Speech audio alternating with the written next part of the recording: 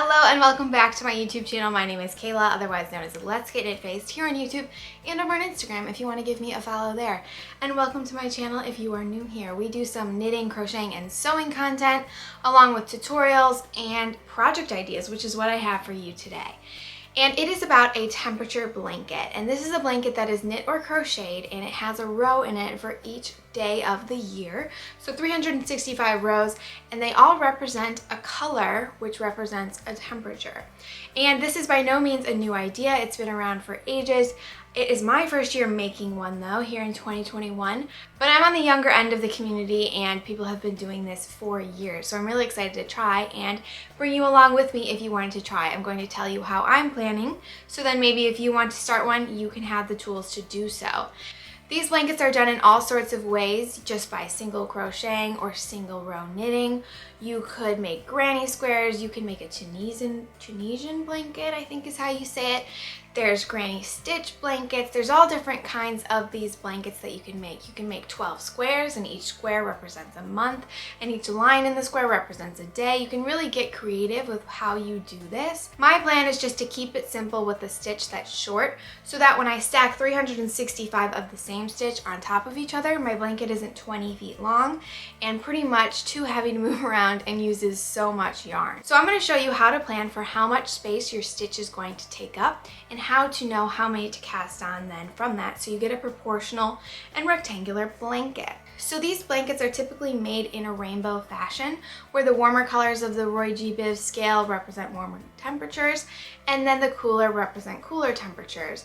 But I'm not a huge fan of a bright rainbow blanket. I feel like that doesn't really go with my style and what I would decorate with, because after all, I do want to have this blanket out on display, maybe as a throw, maybe at the foot of my bed, some sort of way that I can display all the temperatures that happened this year and all my hard work. So I'm really excited to start this project. Instead of a bright colored rainbow, I want to go with a more pastel colored rainbow, and I'm even going to omit a color or two and add in some neutrals to make it a more cohesive palette.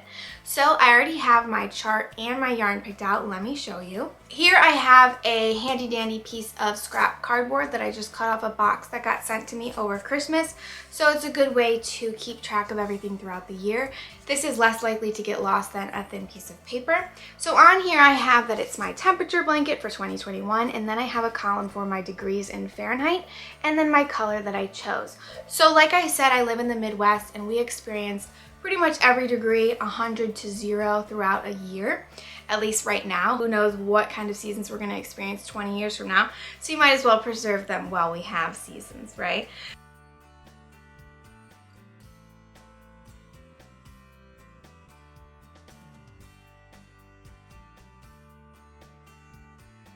So in this I have my bucket. So I have a 95 and up bucket, and that is going to be this nice burnt orange.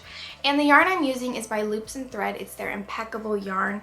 It's a nice 4-ply, cheaper yarn that I'm actually planning on softening and doing a little bit of a treatment to once I'm done with this.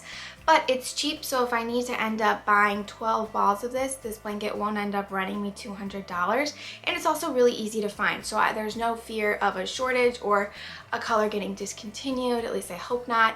And I hope that I planned well enough that I bought enough yarn right now to have enough to finish. But if I don't, I can go back and find it pretty easily. So I'm making note of all the colors that I bought and the style of yarn that I have. I know that it's the impeccable, and then I have the name of each color listed here. And then I also have a swatch of each color here, so that if for some reason the color does get discontinued or I can't find it, I have something to match it to. I also will have the physical blanket, so it's really not necessary, but it's just kind of fun, you know? It's really fun. So you'll notice that in my pastel rainbow here, I do not have a red, because I find that red is going to be one of the brighter colors that is really going to throw me off in this blanket. It's just a personal opinion. You definitely could go for a very bright rainbow if that is your aesthetic. This is just something that's going to match mine more. Then I have a nice pale yellow. I know pink doesn't go there, but I think pink will look nice there. Same thing with this lilac. Definitely doesn't go there on the Roy G. Biv scale, but it looks nice there next to this gray neutral. And then we get back into the cooler tones some greens, and then a blue. And I'm really liking how these look in this order and next to each other. Definitely not a perfect rainbow, but something that I'm going to really enjoy. I think this blanket would also be really pretty in all neutrals. You could find different shades of tan, or you can work from a white all the way to a brown or a black. And I think that would be really beautiful and unique if you're not someone who uses color so much, but you really like this idea. You could do a grayscale blanket. There's really so many options out there for you. And I know I say this in a lot of my videos, but it's really super customizable, and that's really what knitting and crocheting is.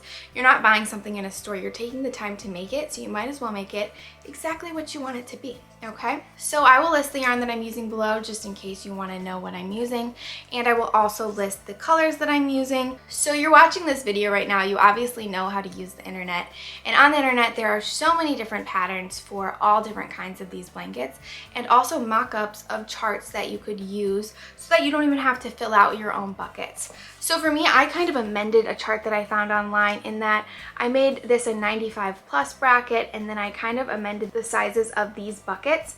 So at the more maximum and minimum ends of the scale, I have groups of 15, and then at the more common temperatures, I have groups of 10. So these colors won't be so clustered together on the blanket, and then there won't be so few of these higher temperatures and colder temperatures on the blanket. I do want these colors to be evenly dispersed. So that might not be typical, but it's just something that I'm looking for in the finished object. And I know where I live, I kind of know what temperatures are typical. So that's something that I'm using to do that. So this is my chart, and I'm going to keep it with me all year long and just going to kind of use it. Now you may be thinking, Kayla, it's already January 5th or 6th or whenever I get around to posting this, and I haven't been keeping track of the temperature. Well, fear not. There are historical weather trackers all over the internet, and you could definitely look up where you live and find what temperature was happening on what day in the past, and then you can make your blanket, say, starting in the middle of February. There's really no rules with this, and nobody's going to know when you started. They're only going to know once it's done and once you have a finished object to share with the world. I definitely don't plan on working a row of this every day. I don't have the time or the self-discipline for that, so what I'm going to do is I'm just going to keep a log, probably in my planner or on my calendar or even in my notes on my phone, and I'm just going to say, oh, it's January 4th, it's 28 degrees out. I'm going to write that down, so whenever I have time to add rows on my blanket, I know exactly what color I need to grab and where to go to get started. I actually found a historical weather tracker, and I will link it below, so if you live in the US, you can just type in where you are and it can help you find all those temperatures. I'm probably going to set aside a day every 2 weeks or every month to really just work on this blanket and get it up to where it needs to be. For me, it's also going to be one of those more mindful patterns where I don't really have to think about what I'm doing or exactly how I'm building something. It'll be very easy to just fill in and something that I can really look forward to relax me or something like that. So for my blanket, I want to use the moss stitch, which is just a combination of single crochets and then chains, and then working into the chain gap as you build up. It's a pretty easy stitch. You can check it out on YouTube. There's tons of tutorials for it. So what I have here is a little swatch that I worked up of 8 stitches and then 4 rows of that moss stitch. You can see it makes these nice V's, and I did it all in yellow, but obviously it will be in the rainbow as I work forward. So now from this, I'm going to show you how I can tell how big my finished blanket would be, and then backtrack into how many stitches I need to cast on to get the appropriate dimensions that I want. So based off of this swatch, I cast on 8 stitches, and then I measured the length of each individual stitch.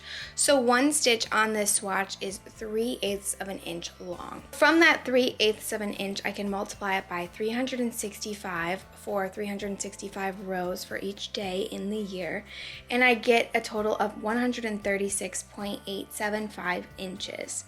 So if I take that and I turn it into feet, it turns into 11.4 feet. I just multiply the inches by 12.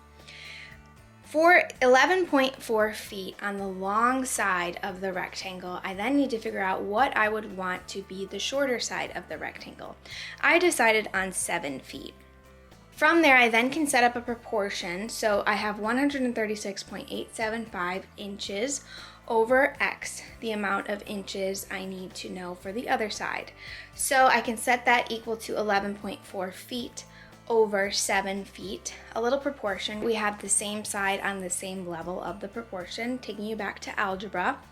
Then I can solve the proportion and I find that I need 84 inches worth of stitches casted on. So 84 inches based on my gauge, right? I said I casted on 8 and the length of the bottom of this is 2 inches, meaning for every 1 inch there will be 4 stitches in it.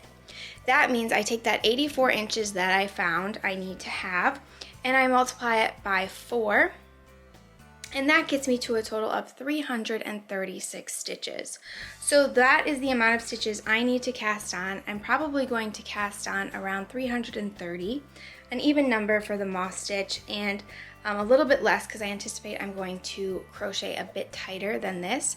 So I hope I did a good job explaining that. That is the basic logic of gauge and using it to size a blanket proportionally to get the dimensions that you want based off of a little swatch. So this is very important that you do if you are not following a pattern and you are winging this on your own to end up with a blanket that's not super long compared to how narrow it is, or vice versa. So this is something that I recommend that you do. Please check the description for some patterns that I have found for you, or feel free to use what I've talked about in this video to make your own. There's tons of great yarns out there to use, and this is a really cool project to take you into 2021. If you do end up wanting to make one this year, please send me a DM on Instagram. I think it would be really cool if a bunch of you who watched this DM'd me, and then I could put us all in a group together all year and we can talk about how our project is going and what we plan on doing and kind of things that come up along the way.